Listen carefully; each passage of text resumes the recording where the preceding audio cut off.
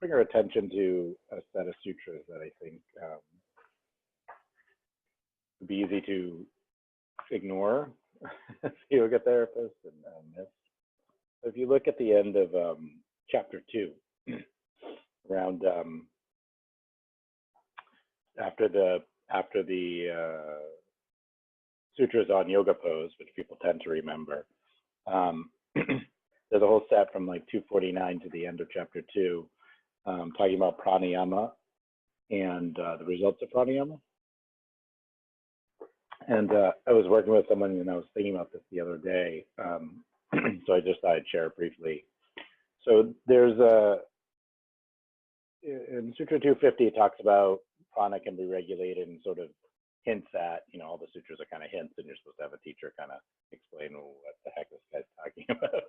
At some point, he doesn't really give you instructions. But he talks about how prana can be regulated by time and number, the typical way we learn pranayama traditionally, right? Where you're inhaling for 6, then you're exhaling for 8, or you're inhaling for 6, then you're pausing for 2 and exhaling for 8. So he mentions that. And then in 251, he says there's a fourth method of pranayama, but what he mentions is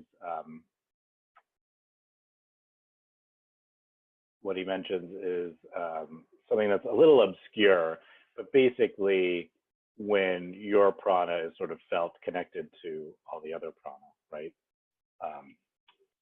There's this other kind of pranayama. And then the most important part is then right after that, he talks about the veil obscuring the true self is sort of gone, and the mind now can contemplate the true self. So on first read, that might be like, oh, that's nice, you know, that'd be great. But I think in terms of working with clients, I mean, I've definitely, my personal practice, used these concepts, but it comes into play mostly when you're working with somebody and you're really trying to figure out how to get them to reconnect to themselves, or another way to say that would be, how do I get them to like experience Anandamaya Kosha in themselves? And so what it reminds us of is the importance of pranayama, because it's too tall an order, right, to get someone whose mind is disordered basically to be able to do that. So it's, you know, we always want to give everyone the benefit of the doubt. And of course, it's nice to think that, you know, everyone can connect with themselves. And on one level, that's true. But on another level, that's kind of like the Hollywood version of how it works, right? Because according to Patanjali anyway, you know, one must be prepped, unless it's just coming naturally, which could happen, but that's unusual. One must be prepped, right?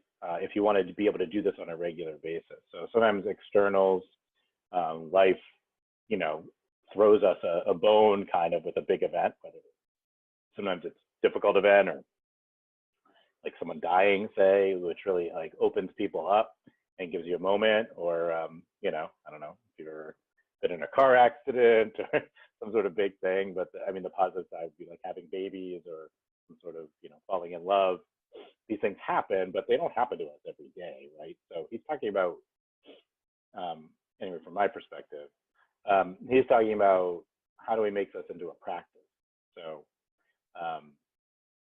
and what he's saying is pranayama is very important. What he's also saying is that, you know, you do your pranayamas, but then once you do the techniques, there's this moment where you sit after the techniques and you feel the effects of the pranayamas. And that's still pranayama, because what's happening is now your breath and pranic intake is like reorganized. And what you might notice is that your ratios, now of course, as soon as you start noticing, sometimes it kind of messes it up because you're sort of thinking too much. But if you do this with yourself, if you do a bunch of pranayama, really any kind of pranayama, there's lots to say about how to do pranayama, but that aside, after you do it, if you sit, you'll see that that pranayama has had an effect. And so what he's talking about is while you're witnessing that effect, what you're going to notice is now your breath is now synced. You know, he's a bhakti yogi, so he would say your breath is now synced with the divine life force. You know, your breath and the universe are now one thing. You know, you and prana and the rest of the world are all connected. And what happens then is your experience of your own ananda can be felt. So what's interesting about this to me is that that's very different than saying if you do asana, that's going to happen. It's very different than saying if you meditate, that's going to happen, which plenty of traditions say. He's being very specific. And he's also being specific in that it's in chapter 2, and chapter 2 is designed for most people. So chapter 2 is for your average person leading whatever average life with lots of responsibilities and lots of difficulties and you know, lots of pushes and pulls from the external world. And he puts it in there at the end is like, look what can happen, you know, if you do this practice. So as you're working with clients, and especially if you're working with depressed people or people with mental health conditions that are really preventing them from seeing what as yogis we might consider the truth, which is that there is something that binds us all, and that generally feels extremely positive when you're connected to it. So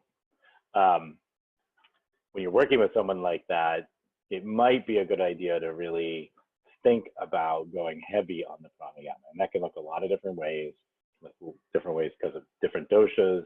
It can be integrated into asana, but I wouldn't forget it because he's giving us like a secret to letting people reconnect. Now there are other options, of course, like, you know, getting them around other people, getting them, you know, sort of out of the house. Like there's lots of things that can help you, right? But in terms of yoga practice, this is kind of like the number one go-to he gives for people who are not, who are suffering, basically. Chapter 2 is for people who are suffering. So that's almost everyone we're working with, right? So there's other guidance in the sutras around, you know, there's this global theme in a way that we're all suffering on some level, but he's talking about people who really identify with, you know, life is hard and trying to fix something. So maybe a good idea to look at chapter 2 regularly, as I say in the sutra lessons, but also look at the end of that chapter and just sort of breeze over it. I could see how it would be easy to. I've done it where you're just sort of like, oh, pranayama obscures the veil of la flowery language. That's nice, but he was getting at something. Also, the Mukunda Styles version, which I was reading from, Mukunda was my teacher, and he was he was a very devotional yogi. So the flowery language sort of springs out of his personality.